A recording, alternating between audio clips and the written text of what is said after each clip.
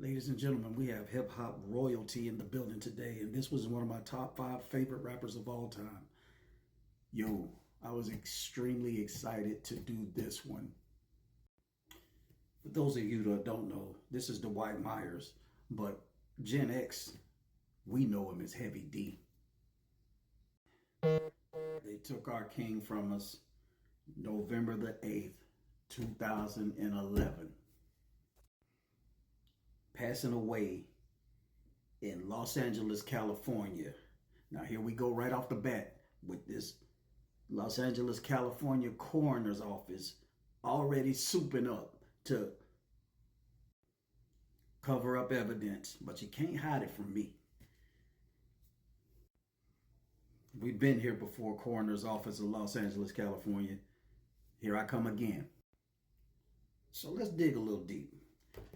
So I see his family originated from Mount Vernon, New York. Small city, but Mount Vernon is the same city that produced all-time greats. First off, shout outs to Jamaica, because a lot of us didn't know he was from Jamaica, but I did. Like I said, he moved to Mount Vernon, New York when he was only 3 years old. Now, this town produced all-time greats. Produced CL Smooth from Pete Rock and CL Smooth. That dude, Sean Puffy Combs. The great legendary comedian Art Carney. Al B. Sure. Sidney Poitier. And a guy, I'm not sure if you heard of this guy, a guy by the name of Dick Clark. One of my all-time favorites. And I'm not sure if you guys heard of this guy. A guy by the name of Denzel Washington is also from Mount Vernon, New York. So Heavy had to come with it because big fish, small pond. Let me change that. That was Pete Rock, not CL Smooth. That is from Mount Vernon. Eddie F., we didn't forget you. We know you from Mount Vernon too, and you know you're a part of Heavy D and the Boys. But let me go ahead and start calling out BS and go off the path right quick. Out of 8 studio albums, 8 effing studio albums, 14 singles, he only wins 1 music award, and that was a Soul Train Music Award. His only award came in 1989.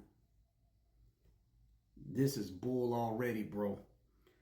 For somebody or someone, to me, who has done more for hip hop than anybody to keep it on the right path. To me, he Hulk Hogan'd hip hop into mainstream.